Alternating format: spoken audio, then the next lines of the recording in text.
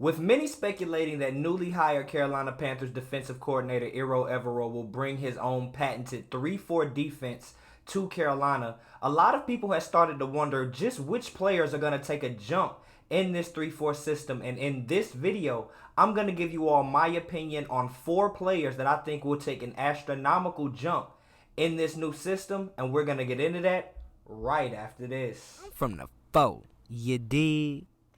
Welcome to The Way I See It with Jamario Rashad. This is a Carolina Panthers fan channel. Please do me a favor by hitting the like button, and please make sure you subscribe as I am on my road to 1K. Trying to get this channel monetized. Now that that's out of the way, let's go ahead and get to this defense. Now, I am not going to sit up here and pretend that I am any type of NFL defensive guru and that I can just break down this 3-4 defense to you all. So I've decided to go ahead and let former Super Bowl winning Pittsburgh Steelers head coach Bill Cowher do the job for me. So I'm going to let him explain just what the 3-4 defense is, and then I'm going to come back and get to these players. So let's go ahead and get to Coach Cowher. In football terms, this is 21 personnel, 2 running backs and a tight end. One of the base formations that Coach Cowher saw 1,000 times. Going to ask him to install the 34 front. Let's go, man. You know what I'm going to do, Pat? I'm going to start with the nose because that may be the most important element of this defense. And Joel Steed, Casey Hampton, big guys who can take up blockers. You could offset this guy to get penetration. I'm going to put him on the nose right here, then at 2 defensive ends. And then you got these 2 guys, again, underrated, asked to use up blockers, not great pass rushers. And again, you can take these ends and put them on the outside shoulder, inside shoulder, depending upon the defense that is called, move them down over a guard. But I'm going to put them right now in base alignments over the 2 offensive tackles, defensive ends. Then you have the Sam linebacker. That's the strong side, outside linebacker who usually goes to the 2 receiver side. Then you have the will linebacker, and ideally the will linebacker is your best pass rusher. That's the guy you want to get matched up. And again, you move him down, you can get him closer to the edge of the rush corner on the backside of a right-handed tight end or quarterback. But those are the 2 outside guys. The buck linebacker, the B, he goes to the tight end side, inside guard, and then the Mac linebacker, who's usually the guy you try to keep free to run, he goes to the open side. You have your 2 corners here. On the outside, you have your strong safety right here, and again, this guy, Troy Polamalu, Carnell Lake, a lot of history of athletes that are here who can come down here and blitz, who can go back there and cover, and then the free safety, who is a quarterback of the defense. So there's the base front, folks, and it's a 7-man front. Everyone should understand this. 1, 2, 3, 4, 5, 6, 7. Okay, and there you have it. I really hope that you all found that information helpful, informative, and it brought something of more clarity to you all's understanding of football, because it sure did for me. Now, with that being said, the first player that I personally want to talk about will be our interior guy, big 95 in the middle, Derrick Brown. Now, as you heard and as I have learned, the most important position when it comes to running a successful 3-4 defense is the nose tackle, that big defensive tackle in the middle of the defense that is required to take up 2 blockers each and every play for this system to be able to run. And I think Derrick Brown will be able to do that. He will be able to take up blocks on both the guard and the center, either the left or the right side, whichever he chooses, because he is just that dominant.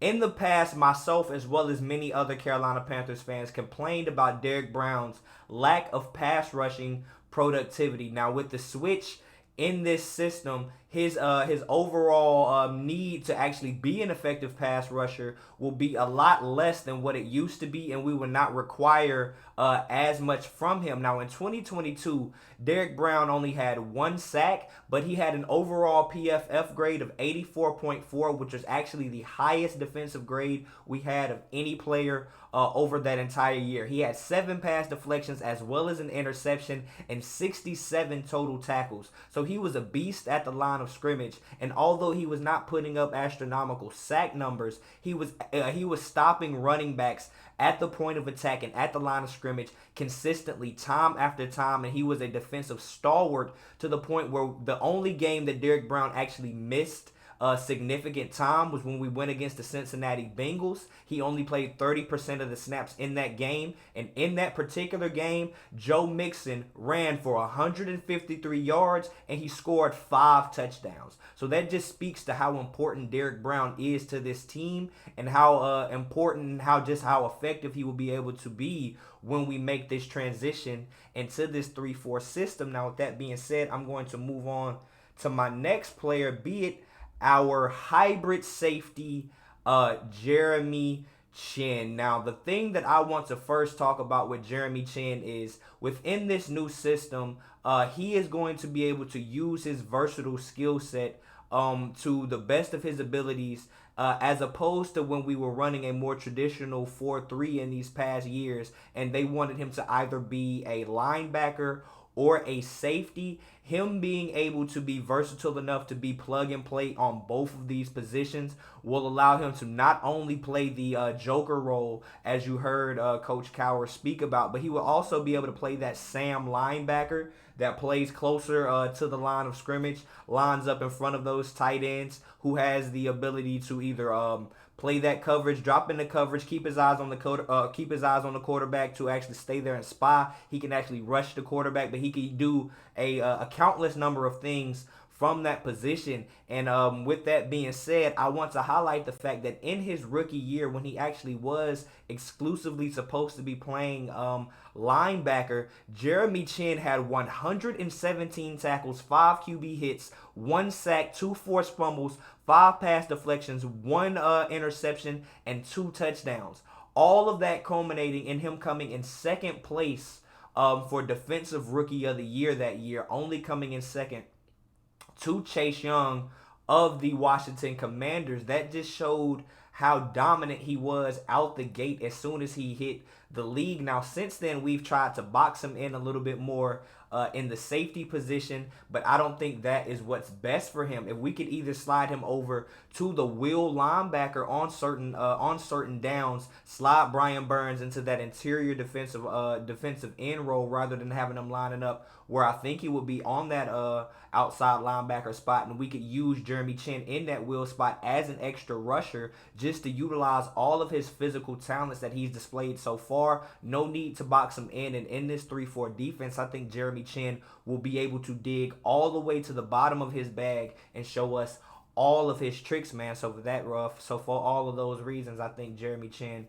will be a prominent player to take a big jump in this new system. Now, the next player I want to talk about is none other than our 6th round pick in this last draft in 2022, be it Amare Barno. Now, if you do not know, Amare Barno is one of the fastest linebackers, not even linebackers, the fastest defensive end to have clocked his time at the NFL Combine last year.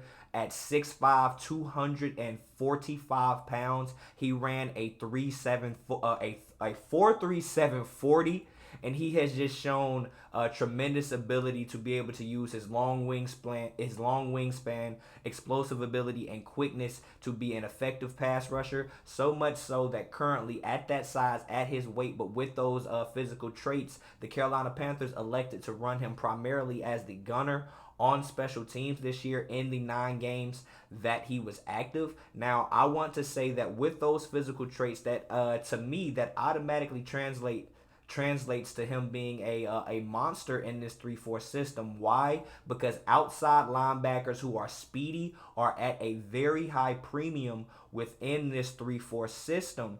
Now, in 2022, Amare Barno, as I mentioned, was only active for 9 games, but in those 9 games, he only actually got in for 9% of the defensive snaps, and he was actually able to get 2 sacks, which is actually fifth on the team, which just speaks to our inefficiency in terms of the defensive end position and our pass rushers last year. But him showing that he is able to do this in the traditional 4-3 defense without getting an adequate number of snaps, I think him showing Evero what he can do in this offseason, I think Evero will truly enjoy having Amare Barno be one of his pass rushers in his rotation moving into the 2023 season. And I think he will have a tremendous astronomical jump in terms of his numbers as well as his productivity, because this system calls for more players of his skill set to see the field and get a lot more snaps. So for that reason, I think Amare Barno will be used heavily in this 3-4 system, and I expect him to thrive in his new role. Now, finally, we are going to move into a player that I know a lot of Panthers fans cannot stand, and I have talked a lot of junk about myself, but hear me out. Please just hear me out. We are going to talk about Yetur Gross-Matos. Now, why do I think that he will actually be much better in this new system? Well, the reason for that is defensive ends within the 3-4 system are not used as much or not used primarily as pass rushers as they are in a more traditional defense.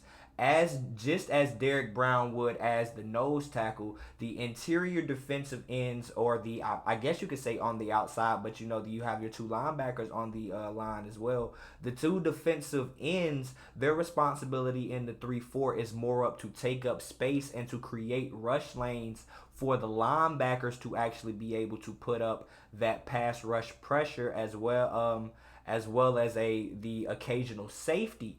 So Yetur Gross-Matos has never shown the ability to be an effective pass rusher, and one of my biggest complaints about him was that he was usually stopped at the point of attack. But I do want to note that with that being the case, it was never as though he was moved off of his spot once he got there. He could just never get around the offensive linemen to actually put up pressure on the quarterback. But within the 3-4 system, he just needs to be a glorified space eater. You know what I'm saying? So with that being said, I truly believe that there's no reason why he wouldn't be able to do that. And if he is able to actually provide that in this 2023 season, I think that may actually finally, in some way, not completely, but in some way, validate his draft status as being right outside of the top of the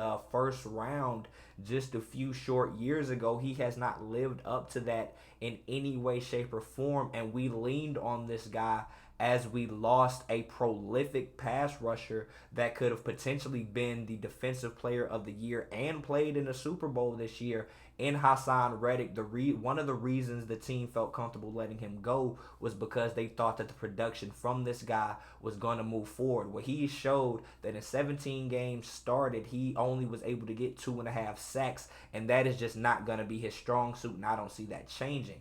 But within this 3-4, him just needing to be a space eater, a guy that can keep contained and can just clog up blockers, I do think that Evero will be able to coach him up to be an effective player in that way. And that's why I chose to say that I do believe that the 3-4 system will be something that is very fruitful for Yetur Gross-Matos, man. But that is all, man. What do you all think about these 4 players that I chose to highlight within this video, man? You all leave your comments down below. Are there any other players that you think might show out? One of the reasons I did not mention Brian Burns, which I'm pretty sure a lot of people might mention, is the fact that I think he will ball out in any system. I think he'll be just as good and probably better within this, but that is to be expected.